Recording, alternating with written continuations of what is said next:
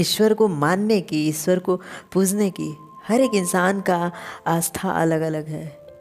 कहीं मकबरों पे चादरों को चढ़ाया जा रहा है, कहीं मूर्तियों पे श्रृंगार किया जा रहा है, कहीं स्टैचू के आगे मोमबत्तियां जलाई जा रही हैं, कहीं घी के दीपक जलाए जा रहे हैं। हर एक जाति में एक अलग प्रथा है ईश्वर को मनाने का, ईश्वर को ये बताने का आपका जो संतान है वो आपसे कितना प्यार करता है। ईश्वर को आप हर रोज़ समझाते हो, हर रोज़ अपने जीवन को सुखी करने के लिए मांगते हो, मेरे अपनों के जीवन को बेहतर करो। लेकिन आप ये भूल जाते हो कि ईश्वर बनना कितना कठिन होता है। ईश्वर बनने के लिए इस्लाम में मकबरा बनना होता है, यानी स्थूल होना पड़ता है, स्थिर होना पड़ता है। वहीं हिंदू धर्म में मूर्ति बनना पड़ता है, यानी पत्थर बनना पड़ता है। कोई रो रहा है तो वो मूर्ति सिर्फ देख सकती है, वो आंसू नहीं पोंछ सकती, वो किसी इंसान का जगह नहीं पूरा कर सकता। वो ईश्वर तो है आपका, लेकिन अगर कोई इंसान आपके जीवन से जा चुका है तो वो मूर्ति, वो ईश्वर कभी उस इंसान की कमी को पूरा नहीं कर सकते। कहीं ना कहीं तब ये बात पूरी होती है कि हर एक इंसान में ईश्वर है, उन्हें पूजना सीखो। अगर वो जो तुम्हारे जीवन में है वो रोज़ तुमसे बहस करता है, रोज़ लड़ता है, एक दिन अगर वो चला गया तुम्हारे जीवन से तो शायद वो कभी नहीं वापस आएगा। तुम जिस ईश्वर की पूजा करते हो, जिससे अपने बेहतर जीवन का मांग करते हो, वो ईश्वर भी उसे लौटा नहीं सकते। वो ईश्वर तो खुद कहते हैं कि मृत्यु एक सत्य है, क्योंकि वो ईश्वर भी उस मृत्यु को टाल नहीं सकते। उनके क्षमता से बाहर की चीज़ है वो। हम अपने दिल को संतुष्टि दिलाने के लिए बोल देते हैं, हाँ मेरा धर्म महान है, मेरे ईश्वर बड़े हैं, मेरे अल्लाह महान है, लेकिन हर एक इंसान वहाँ पे मजबूर है, वहाँ पे नतमस्तक है, क्योंकि वो एक पत्थर के सामने गिड़गिड़ा रहा है। वो कोई भी धर्म हो, एक स्थूल के सामने गिड़गिड़ा रहा है।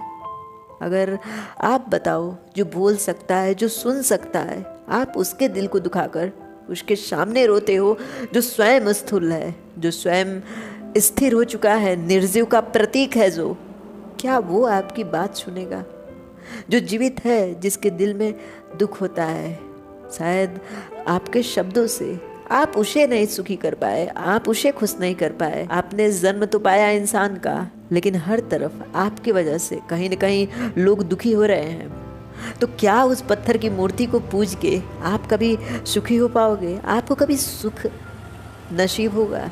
कभी नहीं होगा, क्योंकि जहाँ पे जीवन है वहाँ पे आप इंसानों को तड़पा रहे हो, आप अपमानित कर रहे हो, आप अपशब्द बोल रहे हो, आप उन्हें निचोड़ने की कोशिश कर रहे हो। और जो स्थूल है, जो निर्जीव का प्रतीक है, आप उसके सामने 56 भोग लगाते हो, चद्दर चढ़ाते हो।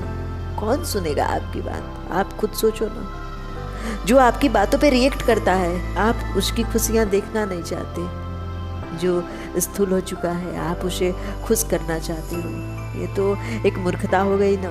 इसलिए अगर ईश्वर को देखना है, उन्हें हंसते हुए देखना है, तो इंसानों में देखो, उन्हें रोते हुए देख सकते हो।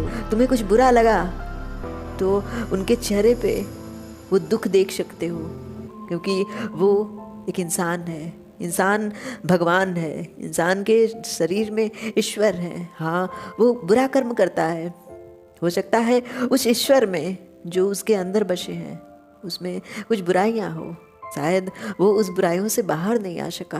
वो इंसान उन बुराइयों में ढल चुका है, उसकी वही बुद्धि है।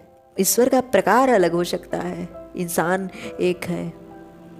उसकी भावनाओं का कद्र करो, उसके जीवन का कद्र करो। एक जीवन कईयों की खुशियों को हमेशा के लिए मिटा देता है, और एक जीवन कईयों के जीवन में खुशियाँ भर देता है। बस फर्क इतना है, एक हमेशा के लिए छोड़ के जाएगा, और एक कुछ समय के लिए, कुछ खुशियाँ देने के लिए, कुछ गम देने के लिए आपके जीवन में आएगा।